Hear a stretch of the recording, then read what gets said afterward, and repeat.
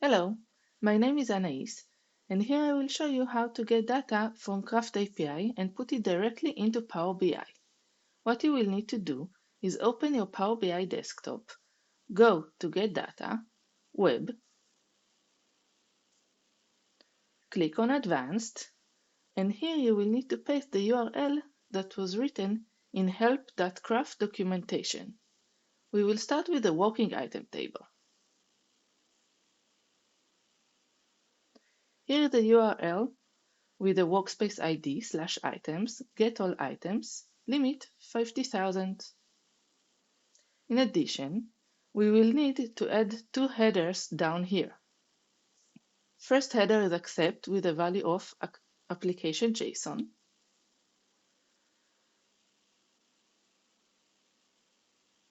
Second header is XAPI key with a private API key of this account.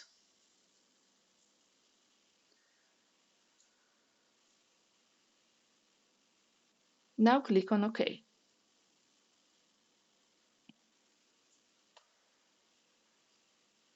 A new window of Power BI will open.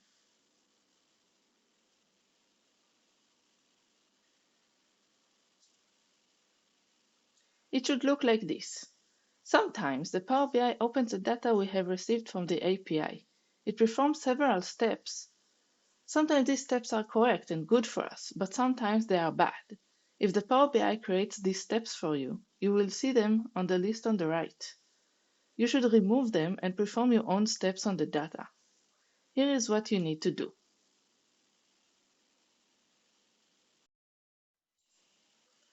Click on List, to Table. OK. Now expand column 1. Here you will have a list of all the working items fields. Don't choose all of them. Choose only those that you need. ID and custom fields are mandatory for the process. From the other fields, choose whichever you want to use later.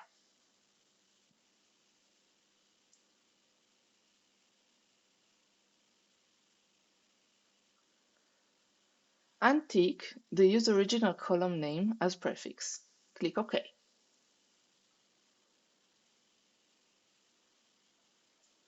Here is a new table with all the columns we have chosen. In this window, we can perform basic data manipulation. The data manipulation can be of various types. First, let's change the ID column type to text. Now change creation time to date. Perform these data type changes on all other columns as well. Some columns are of type records. You can expand these columns by clicking on the Expand button. Then choose whichever columns you want to see.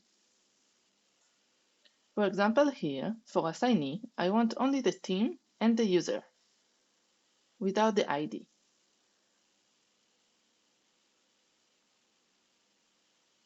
Click OK. Perform this on every other record column.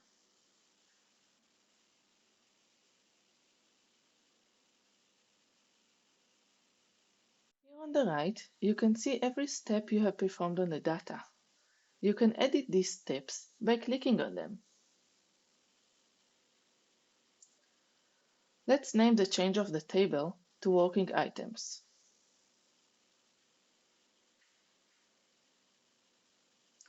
Now on the left, you can see the name of the table, working items.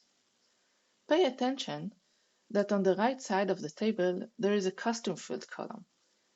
We will extend it separately later on the process. For now, leave it here. We will now move on to the next table. We would like to add an additional table the same way we added this one. This time, map of costume fields.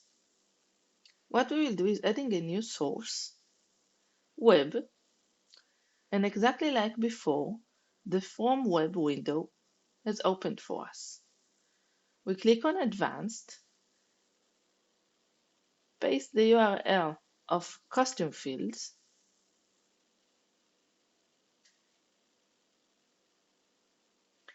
and our two headers,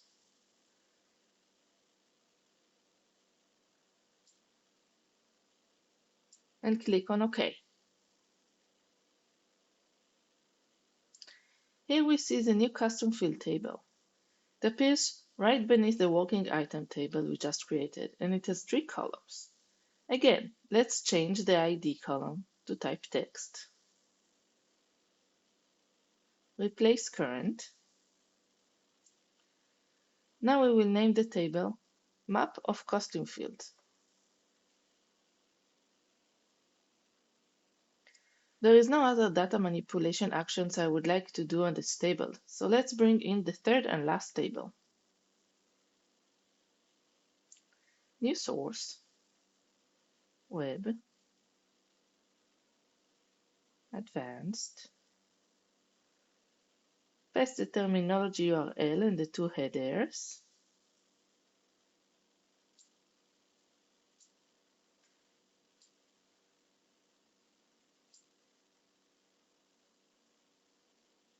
We click on OK.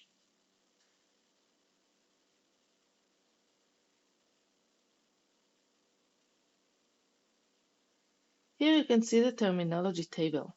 PowerBI have already performed a few steps to open the table. You can see them here on the right. This time these are the correct steps, and this is how we would like to see the table. But in case it did not open up properly for you, I will perform these steps manually to show you what you need to do. First, I remove the steps of PowerBI. Now that I have the source, I will turn it into table, expand the value column, and here is the terminology table. This is a finalized terminology table.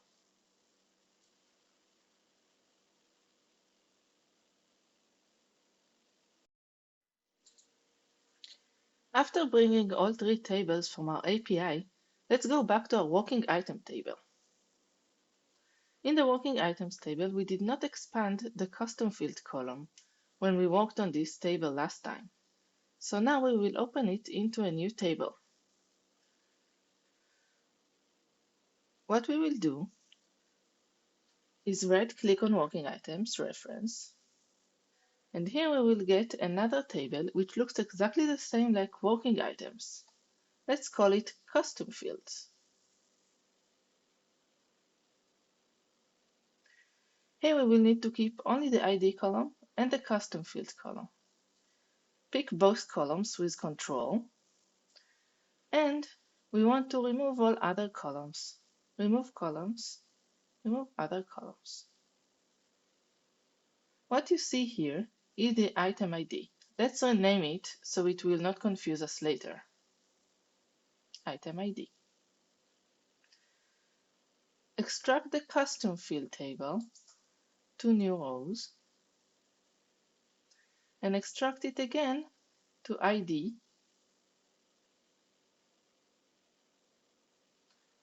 and value. Now we can see for each item ID, we know for each one what is a custom field ID and the custom field value. I would like to know what is a custom field name and not only its ID. For that, I will bring the custom field name from Map of Custom Field table. This is a custom field ID and its name. Let's go back and bring the name column into the custom field table. We do that by clicking on Merge Queries. Choose Map of Custom Fields and click on ID of both Map of Custom Fields and on the ID of Custom Field, since these are the same ID. Now click on OK. A new column appears, Map of Custom Fields, to represent the entire table in one column. We will expand it and choose to bring only the name. Now, in the custom field table, we can see the item ID, which custom field it has, and the value of the custom field. Now we have finished bringing all three tables from the Craft API, created our own custom field table, and performed some basic data manipulation. We will close and apply the changes.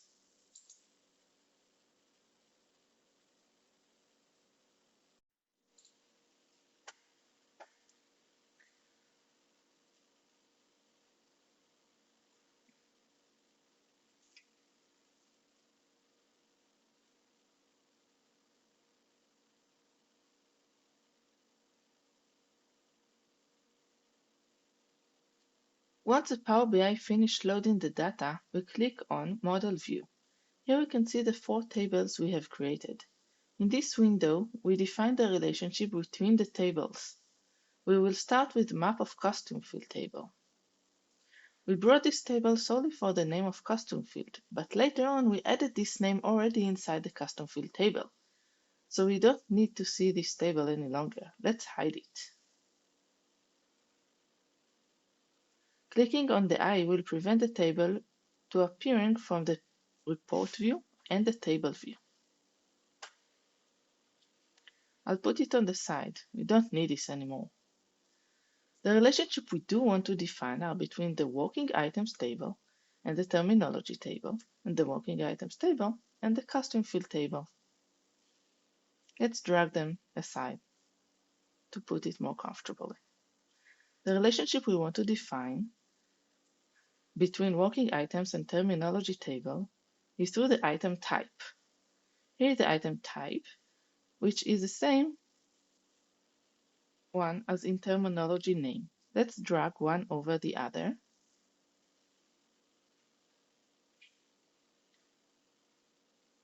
The relationship will form between the two tables. Now Power BI defined the relationship between them as many to one. Let's do the same for custom field table. Custom field and working items are connected via item ID. Item ID, the same ID of working item. Let's drag it one over the other. Now Power BI knows that the two tables have a relationship of one to many. This was all you needed to do to start working with Craft API and start building your own visualizations and reports on top of Power BI.